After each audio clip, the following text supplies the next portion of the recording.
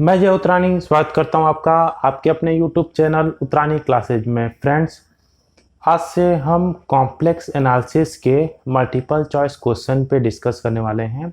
इसको मैंने chapter wise बनाया है, एक एक चैप्टर। जैसा कि आप जानते हो कि पहला चैप्टर आपका कॉम्प्लेक्स नंबर है, तो इससे 100 क्वेश्चन लेके मैंने 10-10 की सीरीज बनाई हुई है। जैसे यहाँ पे मैंने पार्ट फर्स्ट लिखा है ना, इसमें आपको 10 क्वेश्चन देखने को मिलेंगे। फिर इसी तरह कॉम्प्लेक्स नंबर का part second, third, fourth, fifth करके 10 तक आएगा।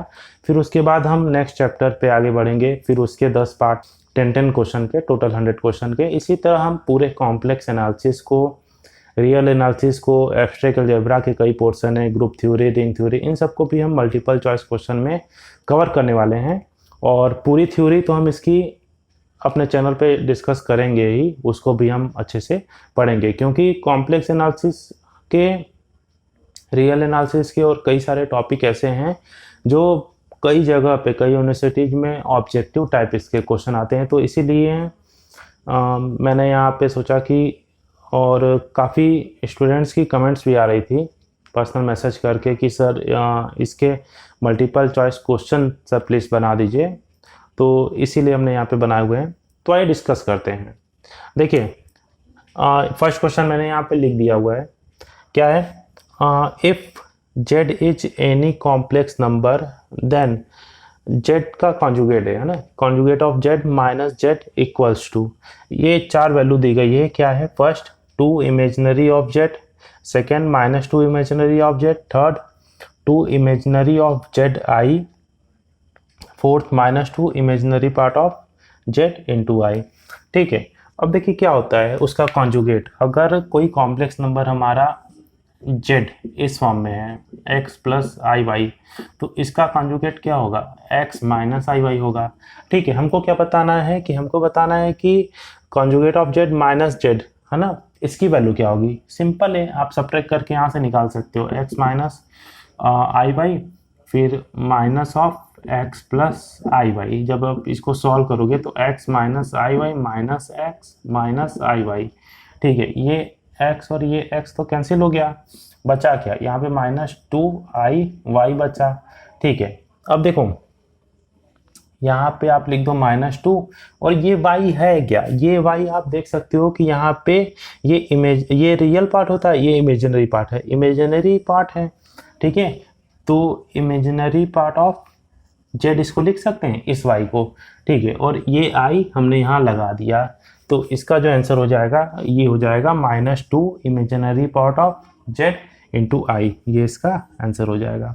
आइए समझते हैं क्वेश्चन नंबर सेकेंड। देखिए क्या है, complex numbers with zero as real part, मतलब ये कह रहा है कि इसमें जीरो क्या है, उसका रियल पार्ट हो जाएगा, आर कॉल्ड, है ना। ऐसा कॉम्प्लेक्स नंबर जिसमें जीरो अगर रियल पार्ट उसका हो जाए तो उसको क्या कहेंगे?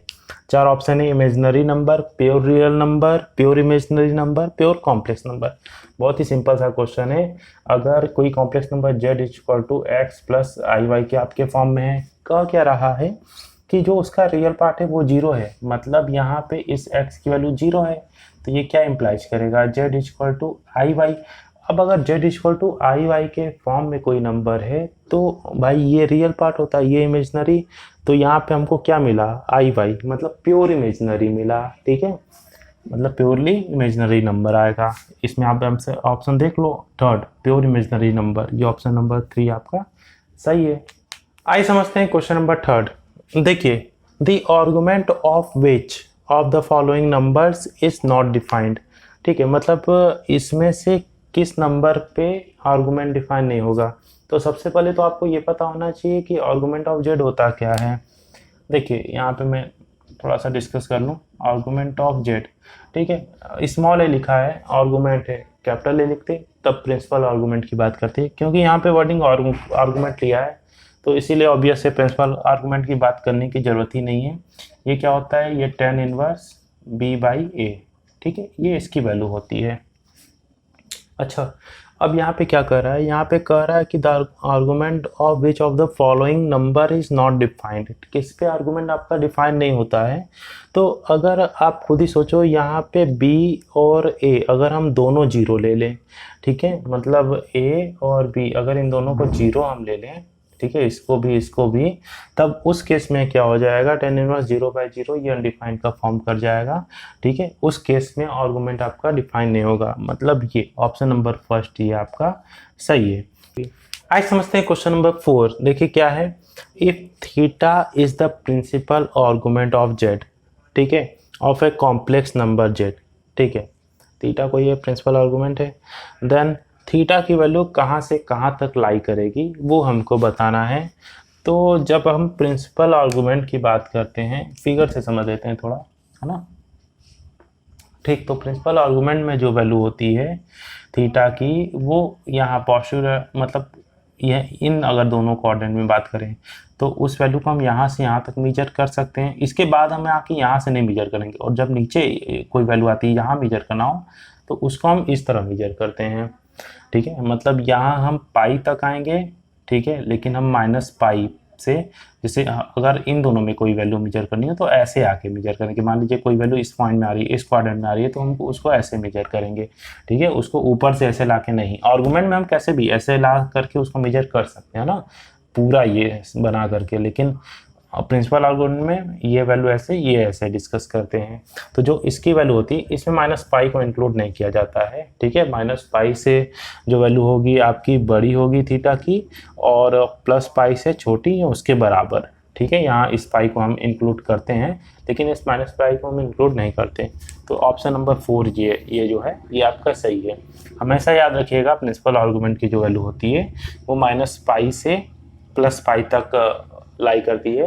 प्लस पाई को इंक्लूड करना है आपको, माइनस पाई को इंक्लूड नहीं किया जाता है। यहाँ पे देख रहे हो इक्वल का साइन नहीं है। आज समझते हैं क्वेश्चन नंबर 5। देखिए क्या है, for k belongs to z, k कोई भी नंबर है z में बिलोंग कर रहा है, z सेट ऑफ इंटीजर्स होता है, ठीक है ना। The relationship between argument of z and principal argument of z, principal argument और आर्गुमेंट के बीच का हमको रिलेशन बताना है। तो थोड़ा सा यहाँ समझ लेते हैं, है ना।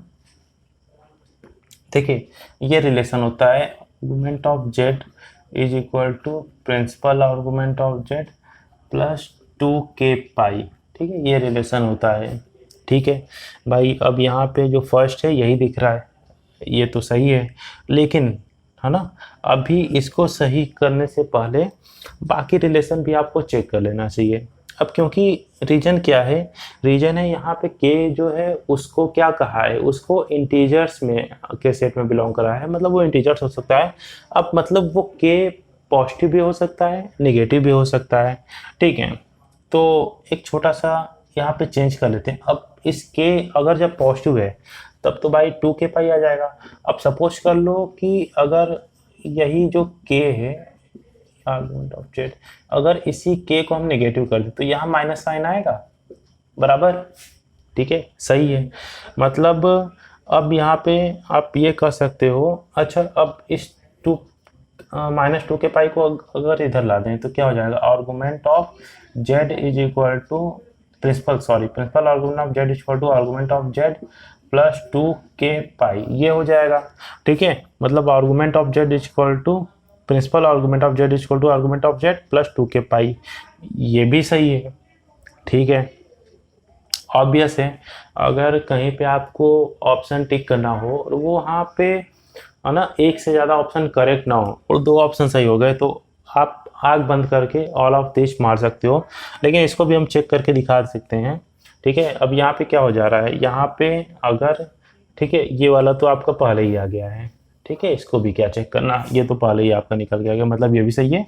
मतलब यहाँ पे ऑप्शन नंबर 4 हमारा ऑल ऑफ दिस ये सही है। ठीक है, चीज़ें समझ में आई ना, क्योंकि यहाँ पे भाई ये रिलेशन तो बेसिक होता है ना, ये तो हम जानते ही हैं। अब क्योंकि वहाँ पे k क्या है, k इंटीजर से बिलोंग कर रहा है, तो वो k पॉजिटिव भी हो सकता है, नेगेटिव भी हो सकता है।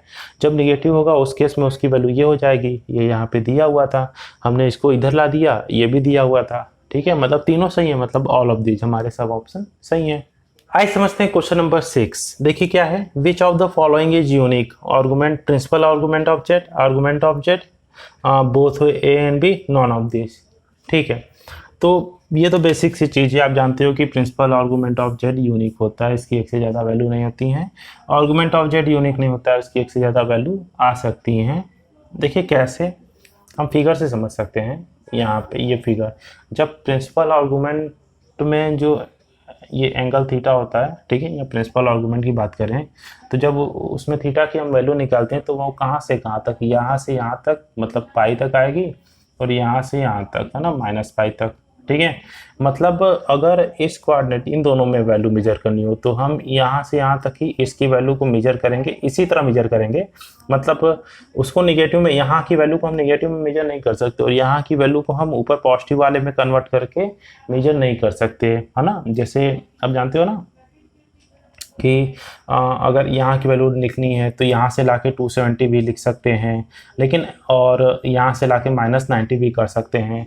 तो आर्गूमेंट में आप -90 लिखोगे, 270 लिखोगे, दोनों करेक्ट हो जाएगा आपका। लेकिन प्रिंसिपल आर्गूमेंट में अगर यहाँ पे कोई वैल्यू आ रही है तो आप उसको -90 करके -π/2 करके ही लिखोगे, है ना। अगर आपने, ठीक है, अगर आपने 270 लिख दिया तो वो गलत हो जाएगा, तब वो आर्गूमेंट की वैल्यू हो जाएगी, वो प्रिंसिपल आर्गूमेंट की वैल्यू नहीं होगी। इसीलिए कहा जाता है प्रिंसिपल आर्गूमेंट जो होता है वो यूनिक होता है, आर्गूमेंट यूनिक नहीं है ना। मैंने बताया नहीं, अगर यहाँ पे आएगा तो आप 270 भी लिख सकते हो, -90 भी लिख सकते हो। आर्गूमेंट के केस में दोनों सही है, लेकिन प्रिंसिपल आर्गूमेंट के केस में आपको -90 ही लिखना पड़ेगा, वही सही होगा। 270 लिख दोगे गलत हो जाएगा।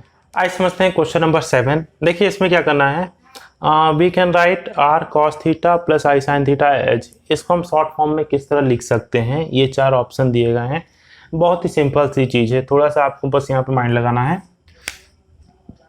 ये r है ना, इसको हमने r लिख दिया, c का फर्स्ट लेटर हमने, है ना, cos का फर्स्ट लेटर हमने c ले लिया, ये i ले लिया, और ये हमने s ले लिया, ये इसका शॉर्ट फॉर्म होता है, ठीक है। ये c दिखा रहा है cos थीटा को, ये s दिखा रहा है sin थीटा को, ये बीच वाला i, ठीक है। तो c i s, ये ऑप्शन नंबर 3 आपका सही है। इसमें बस उसी को लेकर के शॉर्ट फॉर्म में कन्वर्ट करके उसको लिख दिया है। आइए समझते हैं क्वेश्चन नंबर 8। देखिए क्या है, the value of argument of 5 as. Argument of 5 की हमको वैल्यू बतानी है, ठीक है। 0 डिग्री, 90 डिग्री, 180 डिग्री, 270 डिग्री, ये 4 ऑप्शन दिया है, ठीक है। कुछ आपको निकालने की जरूरत नहीं है ना, ये नहीं कि पेन कॉपी ले, डायरेक्ट फिगर से आप देख लो, ठीक है। अब देखिए 5 कहाँ पे आएगा, इस एक्स एक्सिस में, इस डायरेक्शन में आएगा, है ना। यहाँ कहीं मान लीजिए आता होगा, ये 5 ये यहाँ पे है। आप जानते हो कि आर्गूमेंट की वैल्यू हम कैसे भी मेजर कर सकते हैं। तो यहाँ पे ये इस एक्स एक्सिस से यहाँ पे कितना एंगल बन रहा है, ऑब्वियस है 0 डिग्री। आर्गूमेंट क्या होता है, एंगल ही तो होता है। एक्स एक्सिस से वो कितना एंगल क्रिएट कर रहा है, ठीक है, 0 डिग्री। ऑप्शन नंबर फर्स्ट आपका ये सही हो गया। देखिए क्वेश्चन नंबर 9 क्या है, the value of argument of -5 as. Argument of -5 की वैल्यू बतानी है। 4 एंगल दिए गए हैं, ठीक है। इसको भी हम फिगर से समझते हैं, ठीक है। ये आपका आर्गूमेंट प्लेन हो गया। -5 होगा कहाँ पे, एक्स एक्सिस में निगेटिव तरफ, ये -5 आपका होगा, सपोज कर लो, ठीक है ना। आर्गूमेंट क्या होता है, एक्स एक्सिस से वो कितना एंगल क्रिएट कर रहा है, ठीक है। अब ये एक्स एक्सिस यहाँ से कितना एंगल क्रिएट कर रहा है, यहाँ से ऐसे आएंगे यहाँ तक, ये कितना है 180 है, ठीक है। मतलब ऑप्शन नंबर 3 आपका ये सही हो जाएगा। देखिए क्वेश्चन नंबर 10 जो कि आज की सीरीज का लास्ट क्वेश्चन है, the value of argument of 5i as. इसकी वैल्यू क्या होगी, 4 यहाँ पे एंगल दे दिया गया, 0 डिग्री, 90 डिग्री, 180 डिग्री, 270 डिग्री, ठीक है। करेक्ट आंसर बताना है आपको। अब अच्छा, अगर -5 की बात करें तो वो आएगा कहाँ पे, यहाँ पे आएगा, सॉरी +5 की बात करें, -5 तो नीचे आ जाएगा, है ना। अब यहाँ पे आप एक्स एक्सिस से देख लो कितना डिग्री एंगल क्रिएट हो रहा है, 90 डिग्री, ऑब्वियस है। मतलब ऑप्शन नंबर 2 ये आपका सही हो जाएगा। तो फ्रेंड्स आज के लिए इतना ही, मिलते हैं अपने नेक्स्ट वीडियो में। तब तक के लिए स्वस्थ रहें, मस्त रहें, खुश रहें। जय हिंद।